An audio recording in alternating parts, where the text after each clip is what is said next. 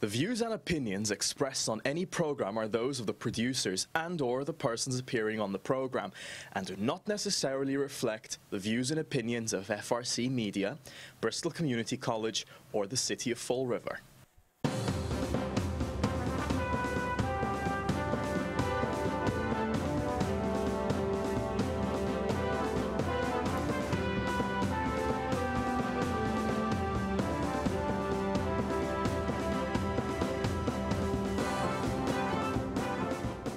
Well, hello. Welcome to Spindle City Straight Talk. I'm Chip. And I'm CJ. And it's Hump Day. Yes, it's a lovely day.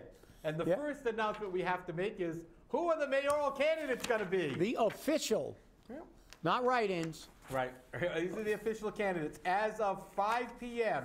yesterday, which was the close of turning in your signatures for certification, we have City Councilor Joseph Joe D. Camara, Paul Coogan, School Committeeman Paul Coogan, Jazel F. Correa II, Mayor, Kyle A. Riley, Erica A. Scott Pacheco. Those are your 5 candidates that are awaiting certification, except Paul has already had his signature certified and he has filed to be on the ballot. So Paul is on the ballot. And we will, as we promised, make every attempt to get these candidates on the show individually and let them basically tell you what their platforms are, introduce themselves, and explain why. And you can feel free to contact us with some questions. We'll probably condense the questions into a format. We'll see what topics are the most popular. We won't have time to ask them a million questions because, unlike a debate, we're not going to give them 1 minute to respond. We're going to allow them to thoroughly explain how they're going to deal with issues. So they can't say, I didn't have a chance to completely explain my position. And of course, CJ and I will ask some follow-up questions if we feel and we will not allow them not to answer a question.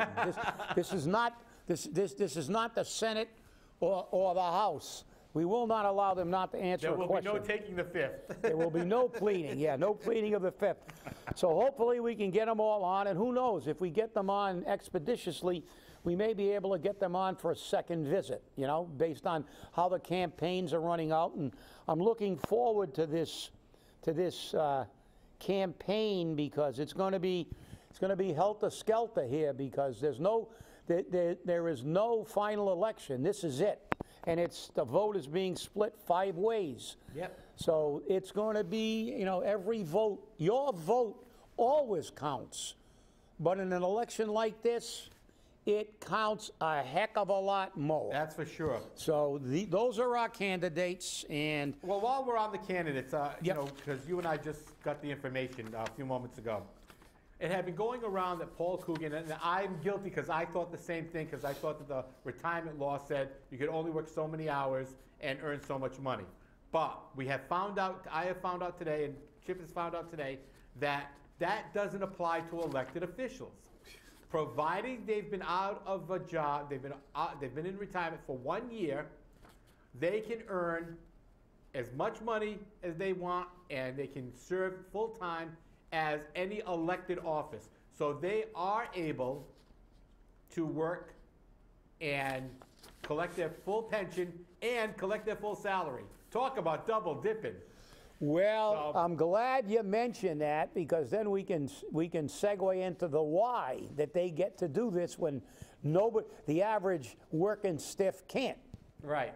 So the reason is the judges, who, by the way, they appoint in this state, ruled quite a while ago that if you're an elected official, you're exempt, that you can collect your full salary, work as much as you want, because, as they supposedly, and CJ can attest to this because he heard it, their opinion was basically framed on it's the will of the public.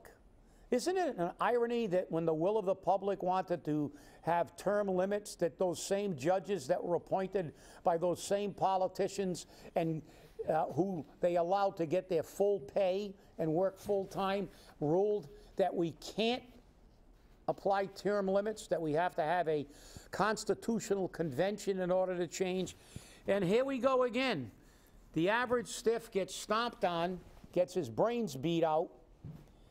You get penalized if you get a job at Walmart. You got to watch how much you earn. And but the politicians, and then they go to the people that they appointed, because every judge in his state is appointed by politicians and is advocated for by a politician. So let's just remember that. And there were 3 judges who are sitting judges now who I sat and went against when they were corporation counsels for various mayors. So I wonder how they got those jobs. And I think it's a little bit of irony that we see this kind of stuff, and it again reminds you how important it is to throw them out every couple of years, as we continue to say, and clean the swamp out, because they really, really do not care about the average person. And that allows me to segue into another little thing. CJ, did you happen to see one of our favorite people, Nancy Pelosi, on the TV? Her new mantra is, we are not going to give him anything because his concessions are temporary, and he's giving back what he took away. Well, I seem to remember us complaining a hell of a lot about the new tax code that allowed those tax reductions to be permanent for the rich people and temporary. What was that? Temporary? Temporary for the working man. And I did not see Nancy Pelosi leading a charge and having press conferences about the taxpayer getting screwed again. The regular taxpayer, not the corporate taxpayer. So again, what Mr. Reese, the reporter that we read about, said, it's a con. Neither party cares about you. They'll give you a little just to keep your voting base, but they don't care, because the word temporary, as soon as he started saying that, I immediately harkened back to the temporary tax increase, which we hit a lot on this show after it was first passed, and how corporate's going to get it forever, and we're going to get it with a sunset provision. But hey, we know. Let's that's our government at work. Screw everybody. Screw the regular working man and give the rich everything they want. And that's CJ. Weigh in, buddy. Screw you, taxpayer! That's it. And while we're on screw you, the taxpayer, since we're on a roll here, screw you, the taxpayer, let's talk about something that was on a national news. I believe it was on NBC National. It was on NBC. NBC National News. There have been other various, there was actually a documentary film on it. We talk about it on this show a lot. We're having issues with the cost of prescription drugs in this country. And they showed people illegally crossing the border to go to one of the most dangerous cities in the universe, Tijuana. And of course they showed the Humvee driving down the street with a guy sitting on a .50 caliber and armed military personnel driving up and down Main Street, and all kinds of police in Tijuana. And why were they going there? Type 1 diabetics who have to choose between medication, dying, or food, because the exorbitant expenses that these same politicians who were worried about everything but you are allowing pharmaceutical companies to do. These people went down and they showed examples. They were going down, and they made no bone about it, to bring those drugs back from Mexico. Why? because one individual whose prescription was, I forgot what obscene amount of money, was getting that prescription for $140 in Tijuana. They had another individual who showed her medication and said it cost her over $1,800 a year for this prescription, that one prescription. And it cost her $400 in Tijuana. And then, of course, the reporter, being diligent, said, well, are you sure it's the same? And she said, yeah, here's the box, and here's my medication. It's the same thing. Are you sure? Yes, I am. And then, of course, what do the pharmaceutical companies say? Oh, you can't be sure. You can't be sure because you don't know about the chain of custody. You don't know about their testing procedures and stuff. And the pharmaceutical companies, of course, are saying that while the chairman of CVS Caremark makes $32.8 million a year, and another bozo that increased the price of the EpiPen got an $18 million pay raise.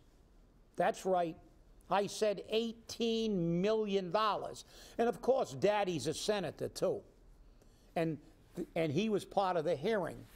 Of course, that's all it was politicians flapping their gums. What has been done? Nothing. The reality is, and I've said it numerous times, because obviously I'm involved with this all the time, with the health care. And I'm doing it right now with the new prescription drug plan.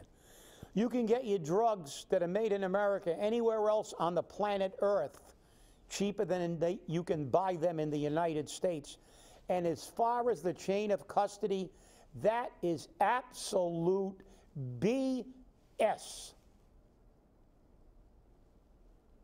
I have seen drugs coming from England, Canada, and Australia. And when I question them about the chain of custody, they prove to me their chain of custody is better. They don't even touch the damn things. They get them from the manufacturer, they ship them back to you at anywhere from 33 to 75% less in the same package. You get it in the United States, the pharmacy opens them. You don't get it in a package. You don't get it in a manufacturer's package.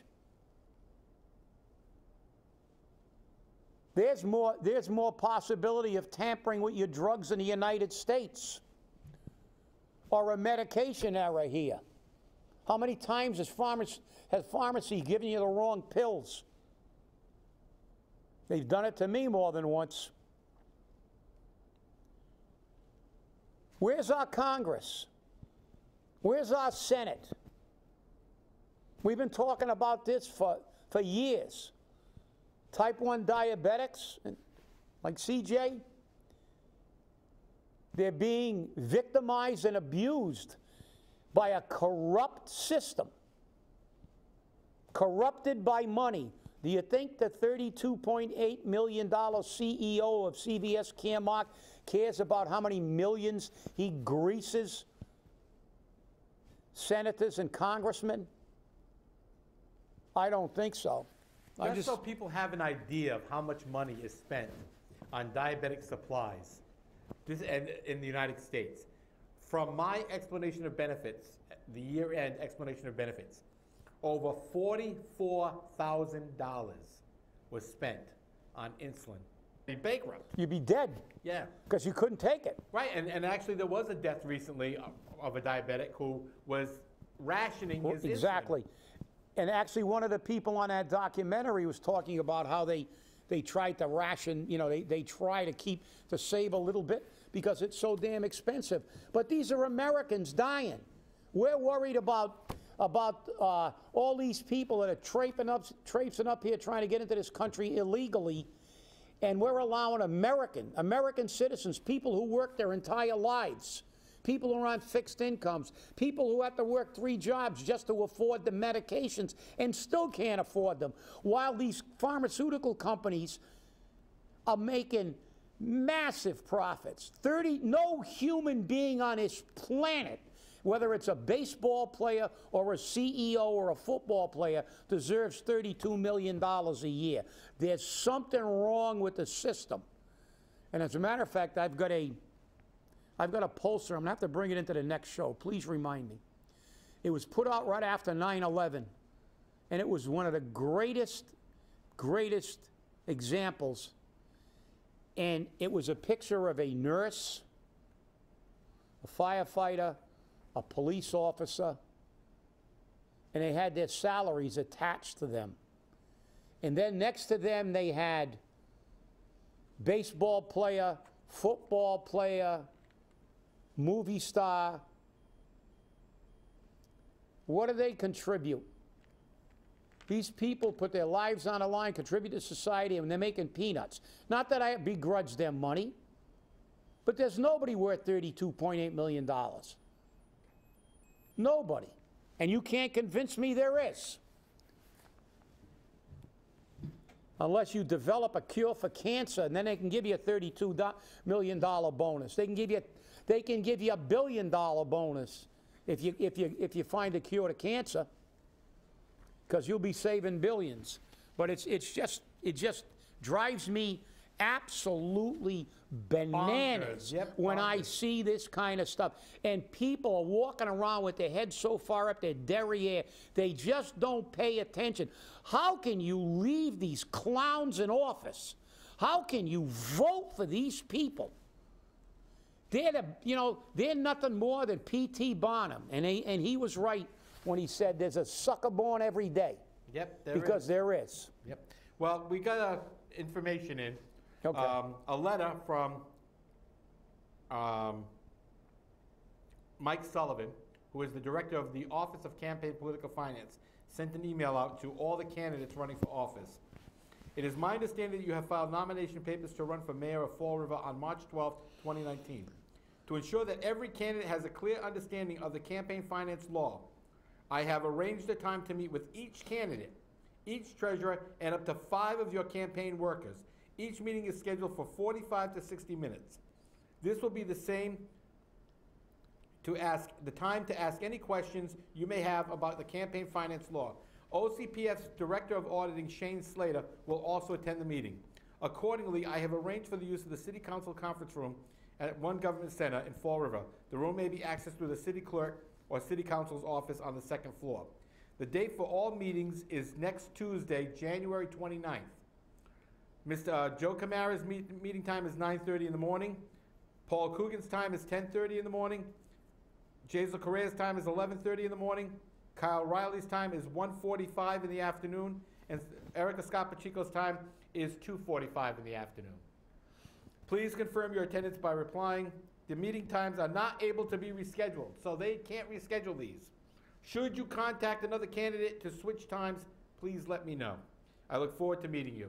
Mike Sullivan is very direct when he does these, and it's important that the candidates attend. So, good. And I received a phone call before the show from a candidate asking me to go to this meeting with them, and I have to really consider whether or not I want to do that. Not because I don't believe in the candidate or I believe in the candidate, but because I have to consider the fact of, do I have the time to really spend the time on the campaign finance law? I'm pretty familiar with it. Oh, very familiar, very. Yeah, I'm pretty familiar with it. Yeah, you are very familiar with it, but as you know, I think the other consideration is we have already been accused of being biased. Yep. Even though we try not to be. I mean, obviously we have our own.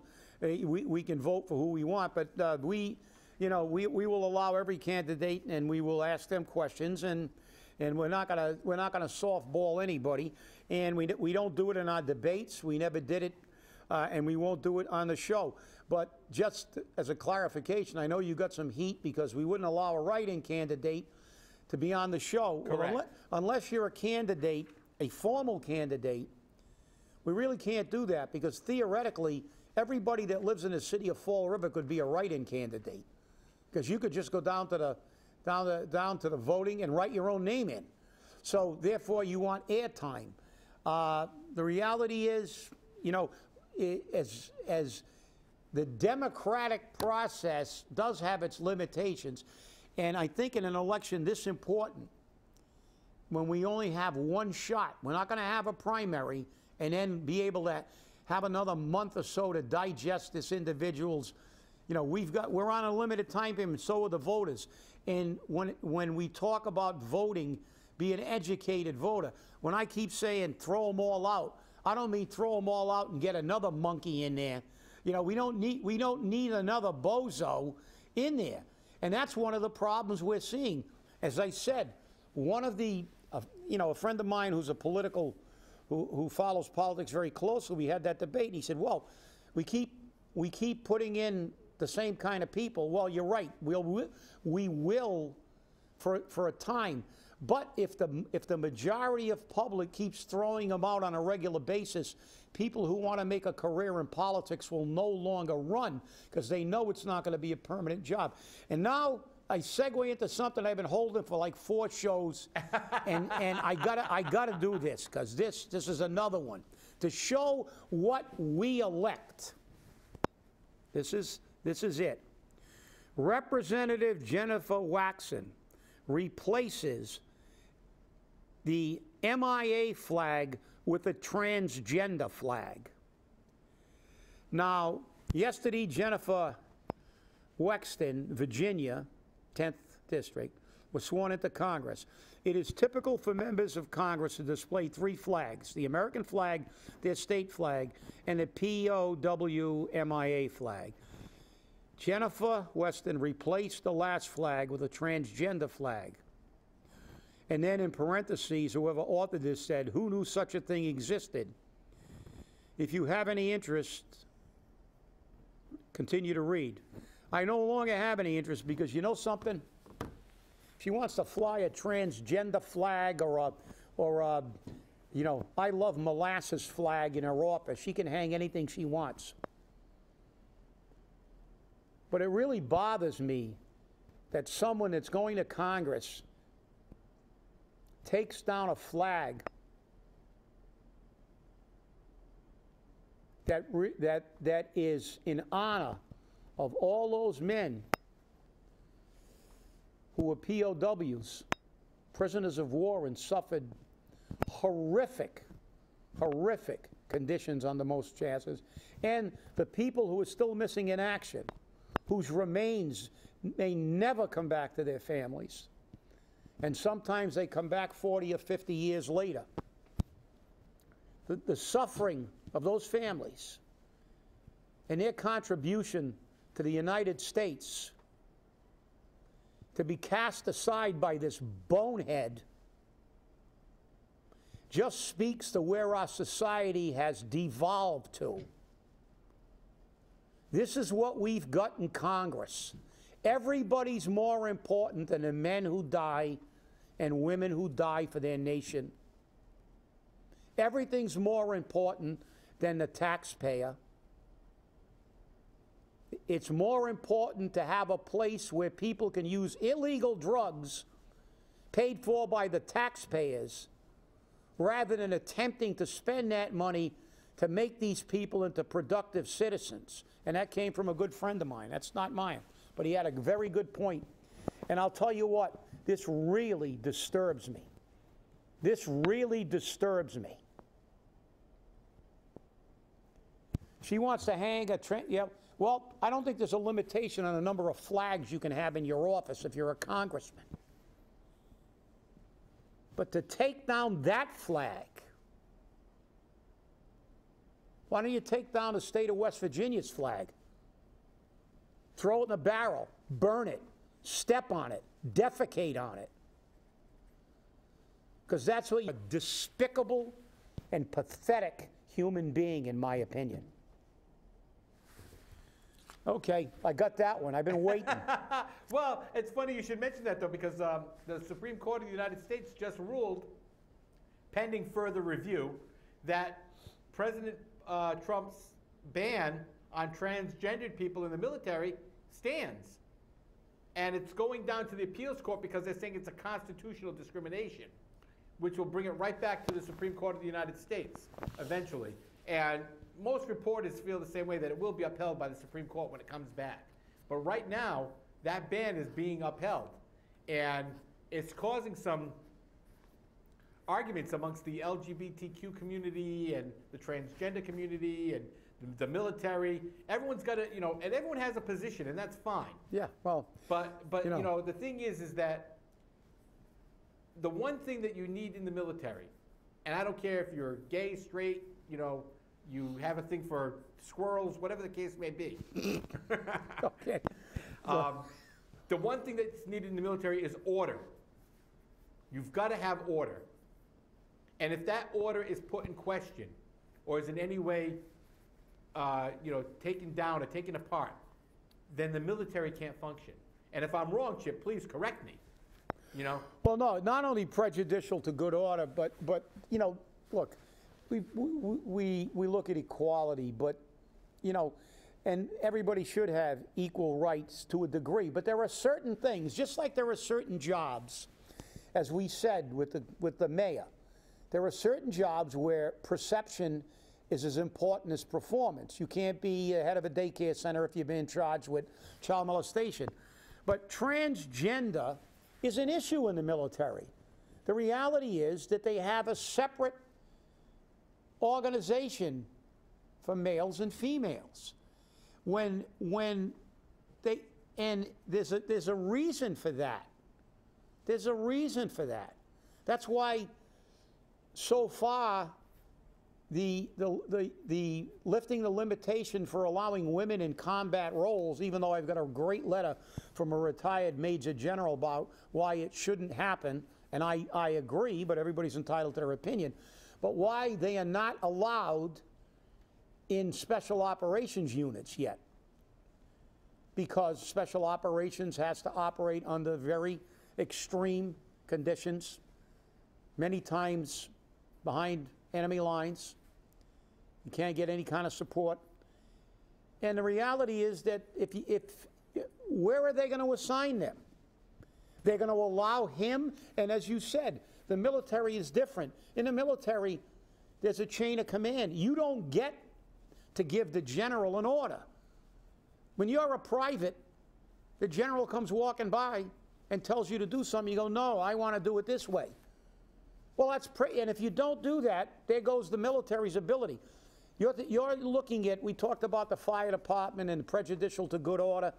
It's even more important in the military. You're sending people into combat situations. You're fundamentally telling them to go and exercise that check that they wrote, cashable by their entire life, into a combat situation. And the only way you can minimize the sacrifice of human life is by everybody following orders and executing the tactics and strategy. And you can't do that without a chain of command. So by allowing a transgender in, you're violating the fundamental code, because what does he get to choose? Whether he wants to be in the wax or in the regular. You want to be in the female arm of the military or the male arm of the military? Or does he get to switch from day to day?